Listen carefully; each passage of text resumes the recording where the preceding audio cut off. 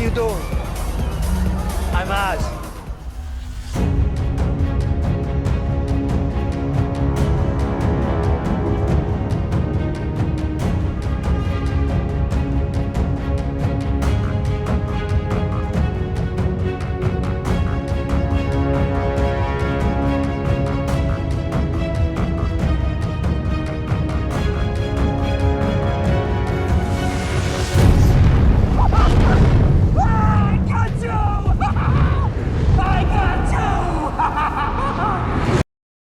When he's at his best, the Penguin has always been a master manipulator. It's taken me a while to connect these dots myself, but after finishing the character's critically acclaimed Max series, more examples of how Oswald has manipulated those around him, and even the audience watching at home, sprang to mind. The most effective tool in his arsenal, used to perfection in the 2024 show, is Sympathy. Spoilers ahead. It's not unusual to see the Penguin beg for his life or make promises he can't keep when his tuxedoed hide is on the line, but there are several instances when we've seen there's more to him. There are layers underneath that top hat and umbrella. He knows how to weaponize his more human characteristics, which is what can make him so dangerous.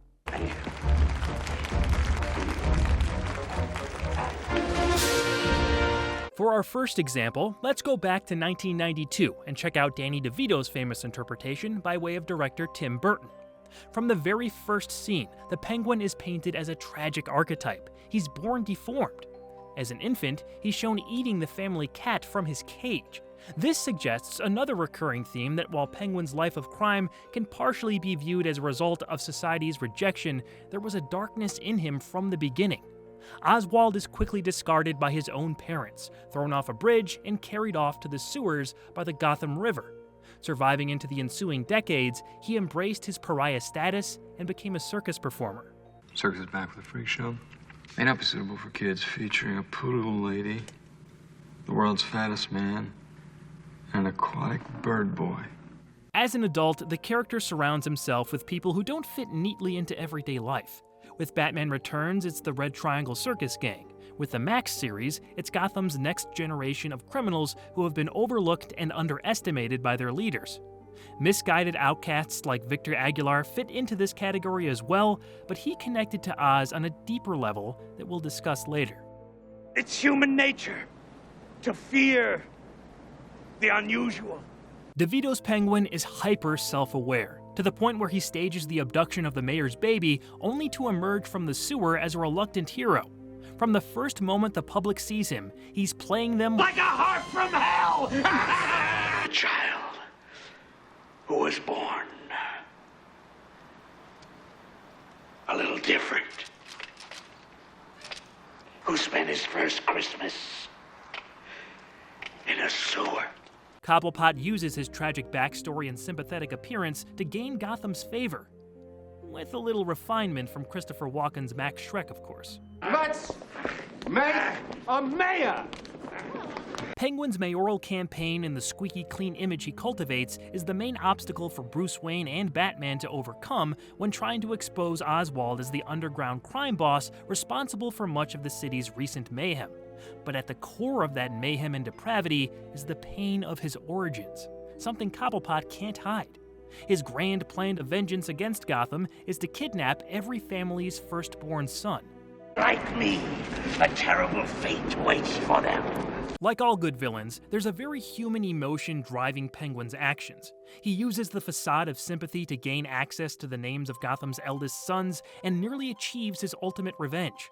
When it comes to Cobblepot's demise, there's definitely a sense of tragedy that Burton mixes in as well. A cool drink of ice water.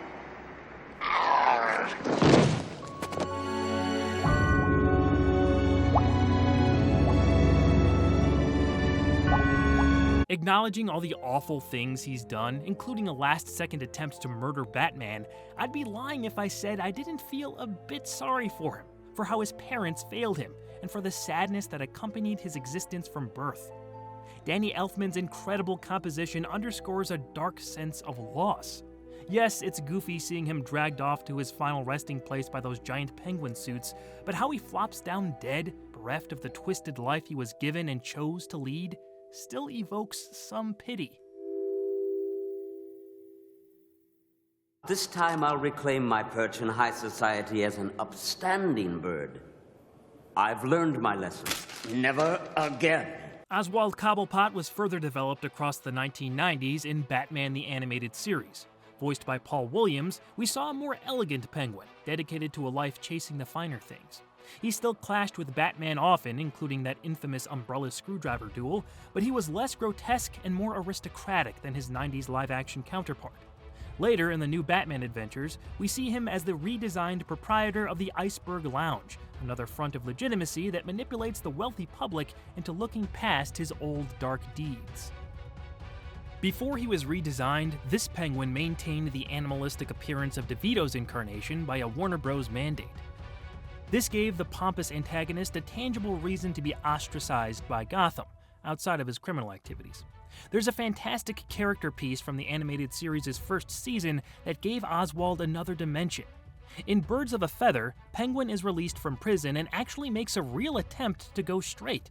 This baffles Batman, who accuses Cobblepot of hiding something, but by all accounts, this was a genuine strike at leaving his life of crime behind, and it ends in heartbreak for the flightless fiend. The episode starts with the Dark Knight foiling another robbery by Penguin, who's thrown in jail for an unspecified amount of time. When he's done serving that time, he's released to find himself alone, with no one trusting his word to walk the straight and narrow. He's then used as a plaything by high society's Veronica Vreeland and Pierce Chapman. Cobblepot is invited to Gotham's upper crust parties, a position he thinks he deserves. But even when he's eating at a local restaurant, we see how the city views him, as a freak. His fine Roman nose and flippers scare people away. However, the perceived acceptance by Veronica emboldens his turn to the light. He fends off a gang of thugs, protecting her before Batman intervenes, thinking Penguin the perpetrator. Still, Cobblepot presses on with his reform and plans on gifting his new lady friend a golden piece of jewelry. It's at this point that Bruce Wayne begins to concede Oswald may indeed be sincere in his commitment to change.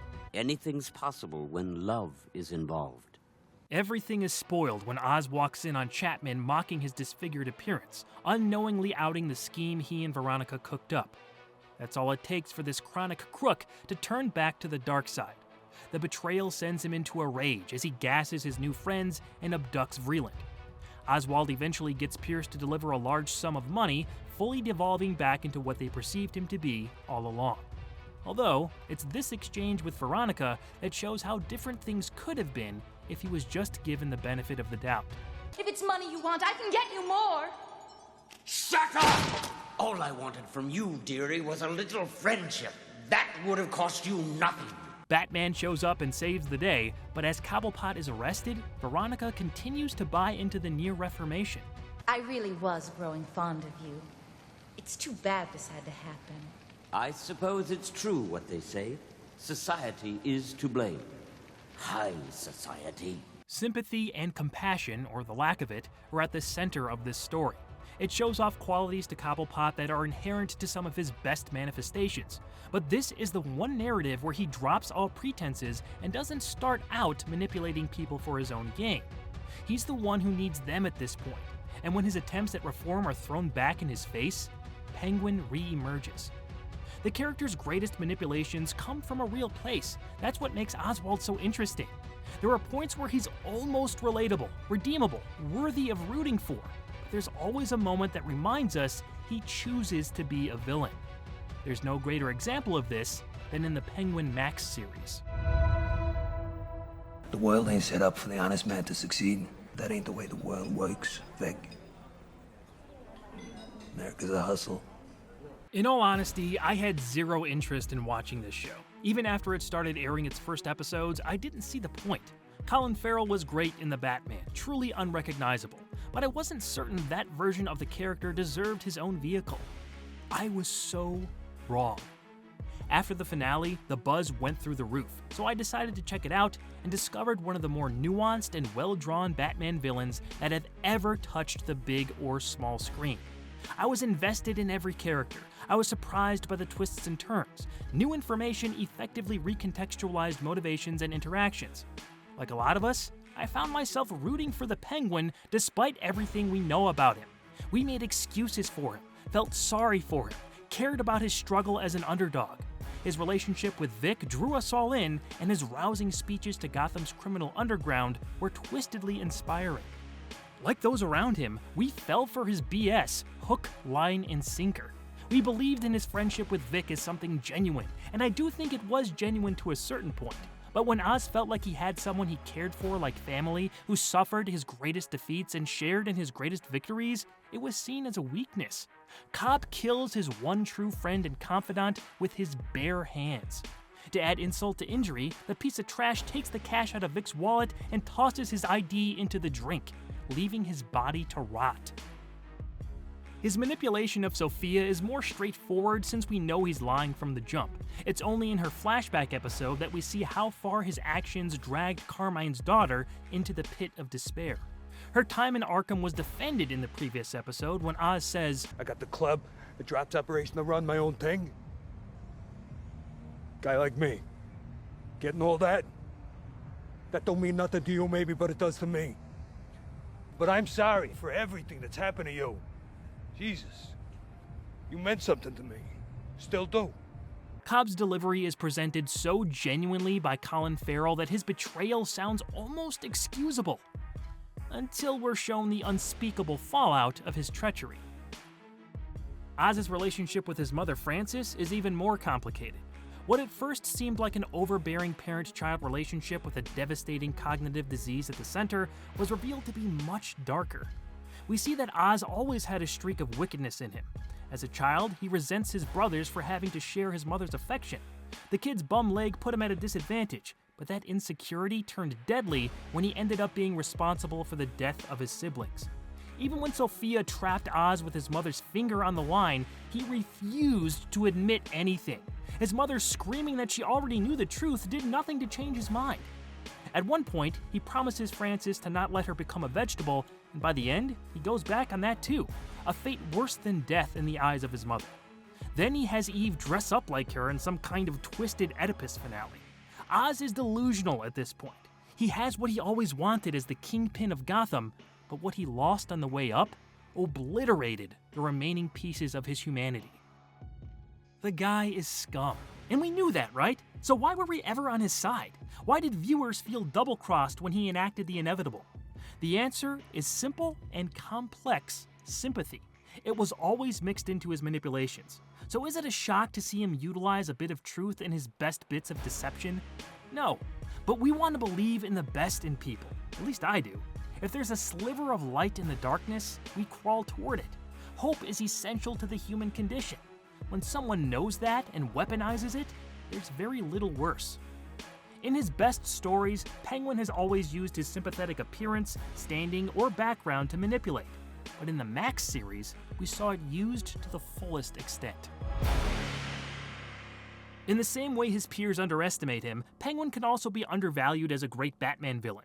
Be it from the comics or other media, what's your favorite version of the Penguin or story he's featured in? What did you think of the Max series? Was it his best interpretation yet?